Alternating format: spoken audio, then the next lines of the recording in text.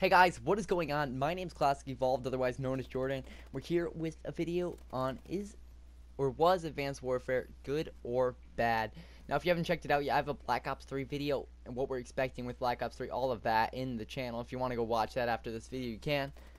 Now, for this video, was Advanced Warfare good or bad? We're going to answer that at the end of the video. But first off, we're going to talk about the first day Advanced Warfare came out. Went over to my friend's house, and the first thing I did was actually beat the campaign. And when we went to the campaign, it was very interesting. We got into the campaign, and the whole EXO movement was very different than any other Call of Duty we really had. You know, Black Ops 2, the closest thing we really had to any EXO movement was like our jump shot or dolphin diving, which is kind of sad. Dolphin diving, I remember that. But yeah, and beating the campaign using all the EXO movements was really good. The campaign was really good, and then we hopped into the multiplayer, and getting used to these EXO movements was kind of interesting. But what I figured was the level cap from good players to bad players was going to be really different, because Black Ops 2, if you were a bad player, you can go sit in a corner and do what you want. You can still do that in Advanced Warfare, but the EXO movements give a lot of ability to escape some of those camping in the corners. If you're really good, you can turn on kids by jumping in the air and all of that. And it's for bad players, it's hard to actually keep their aim on people jumping around and moving around a lot. And the skill cap actually kind of was very unique in this game, and actually worked pretty well. But I have a list of what I want to talk about. Next, we want to talk about guns. So what was interesting is they gave us the best assault rifle right away, the bow. I think it was the first one you got. When we first got the game, when I first went through all the assault rifles, all the submachine guns, all of the guns in the game, I was looking at the bow and I was thinking, this can't be the best assault rifle and the first one you get. But it turns out it was. I wasn't sure if Sledgehammer was figuring that it actually was going to turn out to be the best. I'm not sure, but they gave it to us right away. Same with the submachine guns. The ASM1's one of the first ones you get, and it's the best one you get by far. You know, the last one you get's the AMR and 9, I think. It's like a 3-round burst one, and when I got it, I was expecting a full auto gun, and it turned out to be a 3-round burst gun. It was really interesting, and it really wasn't that good. I was like, wow, they gave us a gun right away. That's probably the best one. The only class, really, they didn't give us the best gun till last was the light machine guns with the Amelie. You actually have to work for that a lot.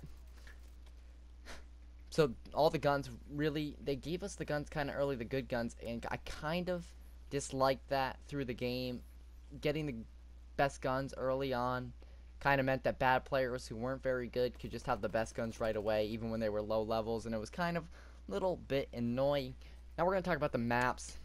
The maps in Advanced Warfare were pretty good. Now, if you played rank play, they pretty much took the best maps in the game and put them into rank play. And in the beginning of the game, the maps had a lot of glitches to them. You could get in some spots that were kind of stupid. You could get on Solar right here. This is a map. Solar. You could get above the map and walk on like the top. There was a weird glitch. There was a lot of those kind of glitches in the game. You could get inside of some of these buildings and shoot through walls, and it just was really, really weird. But overall, the maps really weren't that bad. And the next thing we have to talk about is variants on the guns. I probably should have brought that up first. Variants. When I first heard about variants, it was kind of interesting. Now, with Black Ops 3, we just got some news about variants where they're going to have variants of different attachments and probably different guns. It doesn't affect the gun stats at all. It just makes the gun look cooler, which I thought was Advanced Warfare was going with. But when I heard it was actually going to be affecting the stats, kind of upsetted me. You know, getting random supply drops any bad player could get, and that bad player could get the Inferno or the Obsidian Steed or the Speakeasy, and all of a sudden their skill goes up just because they have a better gun than some really good players who actually work hard and they still don't get those guns. Like, I'd go against kids who stink with the Speakeasy and I destroy them still, but they have the Speakeasy, and it was always really annoying to me. You know, I always feel like you gotta work for what you get. You shouldn't just be getting lucky with what you get. You know, I mean, there's certain games like Destiny where grinding's kind of the point of the game, but I don't see that with Call of Duty or Battlefield. You shouldn't have to grind and try to get supply drops to get good guns.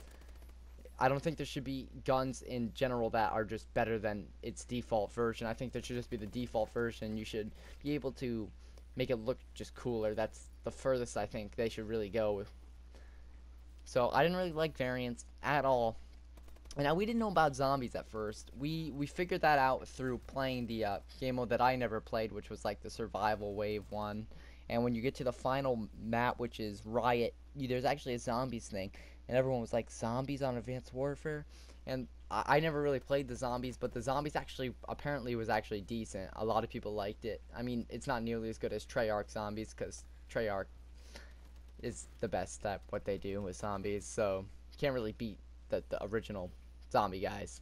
But the zombies wasn't bad for just being out random for like a sledgehammer, not making zombies before. So it was actually really good.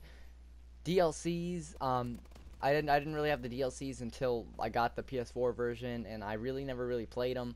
The maps for DLC were kind of built more towards like not being like amazing maps. They're just kind of being like cool and different. Like, you know, you got your um what's it called? Oh my goodness, I can't even remember. Like the clown map. Uh and yeah, you know, Ghost did that too. Their DLCs weren't like crazy. They weren't made to be like really good maps. They were just made to be cool, like the Freddy Krueger map, I think it was, or Jason. You could become Jason and all that. But like the DLC for Advanced Warfare was pretty much the same thing. You know, you could turn into your, I mean, the maps were just kind of cool. All the maps kind of, or at least one map out of all the DLCs, gave you the ability, like the clown map. Out of the clown map, you could actually get gear that was like a clown suit. So it was kind of cool. But the DLC overall, it wasn't bad, but it wasn't amazing. So yeah, it can go both ways. And then the last thing I want to talk about is competitive for Advanced Warfare. For me, I didn't like it. For me, I just didn't like Advanced Warfare's competitive. I mean, for a lot of competitive players, you know, it raised the level because you did have to practice a lot more with the jumping abilities and all of that. And you know, for a lot of big competitive players, it was really a good thing. But for me, I didn't enjoy it that much. Sometimes when you're playing competitive, it can kind of get clunky. It can kind of feel a little messy sometimes, the whole jumping system, and it just gets awkward. There's some situations in like this gameplay right here where it's just kind of clunky, the whole jumping system. And I feel like the jumping system in the game was a little too much. They went a little overboard with it. The way Black Ops 3 did it, I feel like, is the perfect way to do it. But you know, that's just how the game turned out. And for me, competitive wasn't amazing. You know, they took out Capture the Flag, which wasn't a bad thing. I never really liked Capture the Flag as a competitive game mode because it was just kind of awkward in general. But for me, like Uplink, it wasn't the greatest game mode. And just some of the maps for competitive weren't amazing. One side, if you start out, like in this map, if you start out on one side of the map, like the one when you can get up here easily, where I was on the map, that spawns kind of a lot better than the far one if you're on the opposite side of the map from where I am in this gameplay right now, where I'm shooting. Like that spawn over there is kind of not the spawn you want to get. So, you know, spawns kind of meant a lot, and it was just kind of, it was weird. The game was kind of clunky, and I felt like being as clunky as it was, it just made the competitive not very good. So, was the game good or bad? It really wasn't that bad. You know, if I had to give it out of 10, I'd go with a 7. It wasn't an amazing COD, but that's it, guys. Thank you guys so much for watching. I'll see you guys in the next one. Peace.